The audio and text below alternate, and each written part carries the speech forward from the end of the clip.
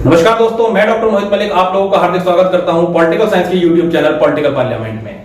आज इस वीडियो के माध्यम से हम लोक प्रशासन के एक पूर्व प्रश्न पत्र का अध्ययन करेंगे, क्योंकि प्राय यह माना जाता है कि जो पिछली परीक्षाओं में प्रश्न पूछे गए हैं उनसे संबंधित प्रश्न आगामी परीक्षाओं में भी कुछ सीमा तक दोहराए जाते हैं। अगर ये प्रयास आपको हमारा अच्छा लगे तो इस चैनल को लाइक कीजिएगा, शेयर कीजिएगा और सब्सक्राइब कीजिएगा, और हाँ, कमेंट करना बिल्कुल मत भूलिएगा। चलिए चलते हैं हम अपने पहले प्रश्न की ओर। हमारा पहला प्रश्न है, नीति का पूर्ण रूप क्या है? ए, भारत परिवहन का राष्ट्रीय संस्थान, बी, बदलते भारत के लिए राष्ट्रीय संस्थान, सी, तकनीकी संरचना के लिए राष्ट्रीय संस्थान, और डी, उपरोक्त में से कोई नहीं। इसका सही उत्तर है B, National Institute of Transforming India, जिसका गठन नीति आयोग के रूप में योजना आयोग को समाप्त करके 1 जनवरी 2015 को किया गया था। इसके अध्यक्ष प्रधानमंत्री होते हैं। इसके पहले उपाध्यक्ष श्री अरविंद पनगड़िया थे। इसके वर्तमान उपाध्यक्ष श्री राजीव कुमार हैं और इसके सीईओ श्री अमिताभ कांत हैं। एक स्मरणीय तथ्य और है जो पहले भी परीक्षाओं में पूछा जाता रहा है कि इसकी पहली बैठक कब हुई थी। इसकी पहली बैठक 8 फरवरी 2015 को हुई थी। चलिए अगला प्रश्न देखते हैं। निम्नलिखित में से किस समिति का सभापति प्राय विरोधी दल का होता है? ए, लोक लेखा समिति, बी, आश्वासन समिति, सी, अनुमान समिति, और डी, लोक उपक्रम समिति। इसका सही उत्तर है ए, लोक लेखा समिति, जिसका गठन भारत शासन अधिनियम 1919 के तहत 1921 में किया गया था।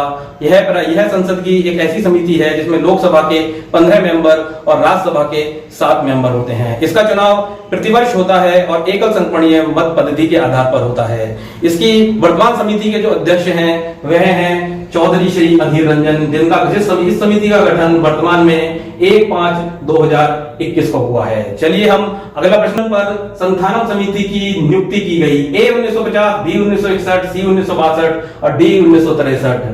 इसका सही उत्तर है सी, 1962। उस समय के तत्कालीन गृह मंत्री लाल बहादुर शास्त्री द्वारा इस समिति का गठन किया गया था और इस समिति ने की अनुशंसा पर 1964 में एक केंद्रीय सतर्कता आयोग बनाया गया था। चलिए अगला प्रश्न देखते हैं। यदि वित्त मंत्री को हौज को भरने तथा उसमें निश्चित मात्रा में जल बनाए रखने के लिए उत्तरदायी ठहराया जाता है तो उसे पानी की निकासी पर भी नियंत्रण प्राप्त होना चाहिए। यह वक्तव्य किससे संबंधित है? ए, आकलन समिति की रिपोर्ट, बी, एप्पलबी रिपोर्ट, सी, हेल्डन समिति रिपोर्ट, डी, प्रशासनिक सुधार आयोग रिपोर्ट। इसका सही उत्तर है सी, हेल्डन समिति की रिपोर्ट। चलिए अगला प्रश्न देखते हैं।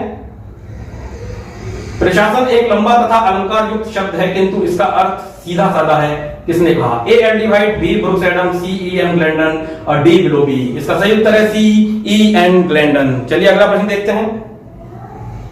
प्रशासन का संबंध कार्य पूर्ण किए जाने और निर्धारित उद्देश्यों की परिपूर्ति से है। किससे संबंधित है? ए, डिमॉक, बी, लूथर गुलेक, सी, उर्बिक और डी, साइमन। इसका सही उत्तर है बी, लूथर गुलेक। अगला प्रश्न देखते हैं।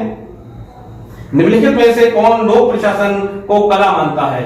ए, डॉक्टर एमपी शर्मा, बी, उर्विक, सी, एल वाइट और डी, उपरोक्त सभी। इसका सही उत्तर है उपरोक्त सभी। यह विवाद काफी समय से चलता रहा कि लोक प्रशासन एक विज्ञान है या कला, और ये जो सभी विचारक हैं ये लोक प्रशासन को कला मानते हैं। एल वाइट ने तो यहां तक कह दिया था कि आने वाली पीढ़ियों के ऊपर यह प्रश्न हमें छोड़ देना चाहिए कि वो तय करेंगे कि लोक प्रशासन विज्ञान है या कला, इसे भविष्य के लिए छोड़ देना चाहिए। चलिए अगला प्रश्न देखते हैं।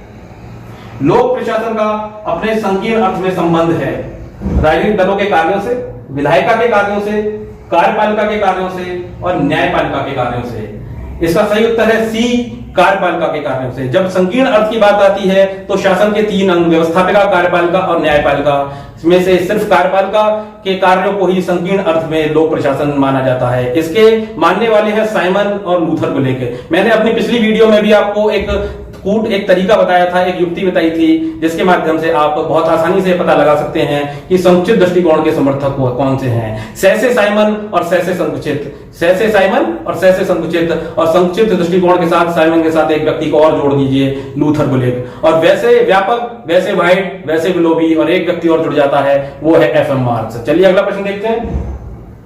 निम्नलिखित लेखकों में कौन लोक और निजी प्रशासन में अंतर नहीं मानता? ए, हर्बर्ट साइमन, बी, मैकमोहन, सी, ऑल्बर्ट टीट और डी, उर्विक। इसका सही उत्तर है डी, उर्विक, और उर्विक के साथ एक व्यक्ति और जुड़ता है, वो है हेनरी फेयोल। ये मानते हैं प्रशासन एक ऐसा शब्द है जिसे लोक और निजी में विभाजित नहीं किया जाना चाहिए। चलिए अगला प्रश्न देखते हैं।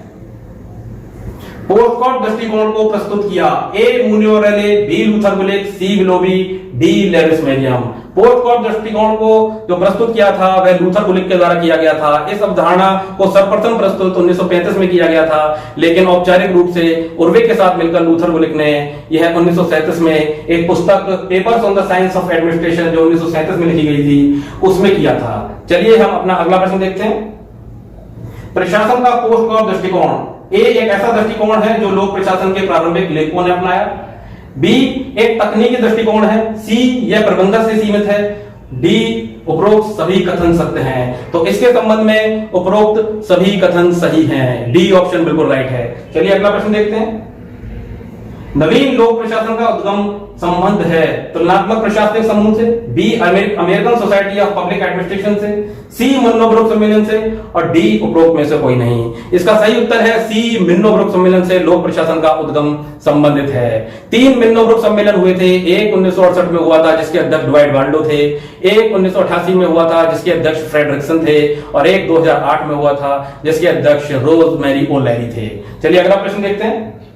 नवीन लोक प्रशासन की प्रमुख प्रवृत्तियां हैं। ए सामाजिक समता, बी लोकतांत्रिक उन्मुखता, सी जन भागीदारी और डी उपरोक्त सभी।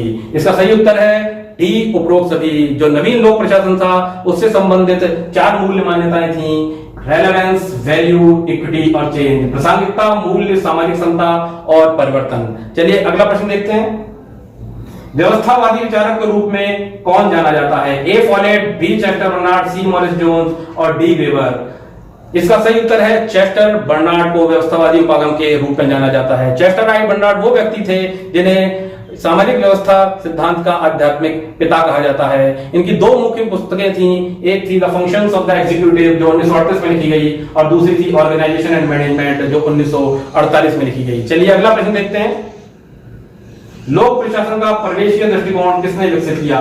लोक प्रशासन का इकोलॉजिकल व्यू किसके द्वारा दिया गया है, किसके द्वारा प्रतिपादित किया गया है? आपके ऑप्शन है ए जॉन गॉस, बी रिक्स, सी विलोबी और डी रॉबर्ट टाहल।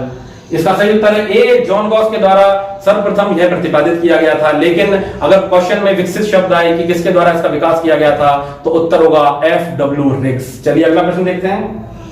विकासशील देशों में योजनाबद्ध विकास और सामाजिक परिवर्तन का प्रमुख वाहक है। ए राजनीतिक दल, बी न्यायपालिका, सी लोक प्रशासन और डी कार्यपालिका। इसका सही उत्तर है सी लोक प्रशासन। अगला प्रश्न देखते हैं। लूथर गुलिक के अनुसार संगठन में कार्य विभाजन के निम्नलिखित में से कौन से आधार होते हैं? ए स्थान प्रक्रिया ग्राहक उत्पादन, बी उद्देश्य प्रक्रिया व्यक्ति स्थान, सी व्यक्ति स्थान उत्पादन उद्देश्य, डी उपरोक्त में से कोई नहीं। इसका सही उत्तर है बी। इसे अगर हम अंग्रेजी में देखें, क्योंकि 4 P's का सब सिद्धांत था, यदि हम उसे आंग्ल भाषा में अंग्रेजी भाषा में याद करेंगे तो प्रश्न करना हमारे लिए बहुत आसान हो जाएगा। इसको हम देखें अंग्रेजी में तो पर्पस, प्रोसेस, पर्सन, प्लेस।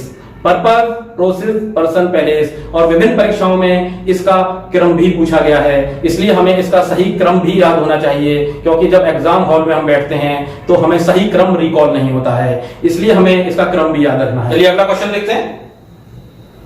आज हम व्यक्तियों को पहचानने के लिए प्रथमतः यह देखते हैं कि वह किस प्रधान संगठन के सदस्य हैं। यह किसने कहा?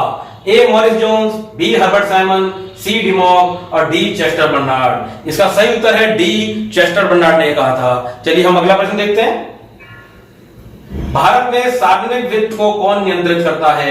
ए मुख्य न्यायाधीश, बी लोकसभा अध्यक्ष, सी संसद और डी वित्त सचिव। इसका सही उत्तर है सी संसद। भारत में संसद लोक वित्त को नियंत्रित करती है। चलिए हम देखते हैं अगला प्रश्न। संसद में शून्यकाल का समय है। ए 1 घंटा, बी 2 घंटा, सी 3 घंटा, डी 4 घंटा।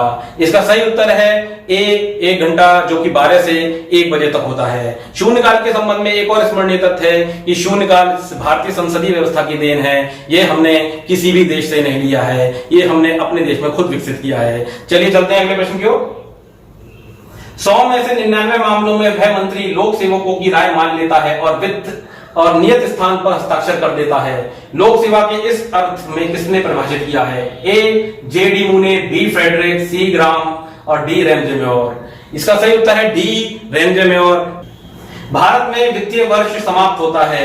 ए 31 जनवरी को, बी 28 फरवरी को, सी 31 मार्च को, बी 30 अप्रैल को। इसका सही उत्तर है सी 31 मार्च को भारत में वित्तीय वर्ष समाप्त होता है और जो शुरुआत होती है 1 अप्रैल से वो जाकर समाप्त होती है 31 मार्च को। आज का वीडियो यहीं समाप्त होता है और हम आपको मिलेंगे अगले वीडियो में। अगले वीडियो में हम इस प्रश्न पत्र से संबंधित आगे के प्रश्नों का हल करेंगे और एक सीरीज चलाएंगे जिसमें हम बहुत सारे प्रश्न पत्रों को लेकर आएंगे जो अलग अलग विश्वविद्यालयों से संबंधित हैं, जो आपके आने वाले समय में होने वाली परीक्षाओं में काम आ सकते हैं। ये प्रयास आपको हमारा अच्छा लगा हो तो इस चैनल को सब्सक्राइब करना, लाइक करना, कमेंट करना और शेयर करना। चलिए हम मिलते हैं आपको अपने अगले वीडियो में। जय हिंद, जय भारत।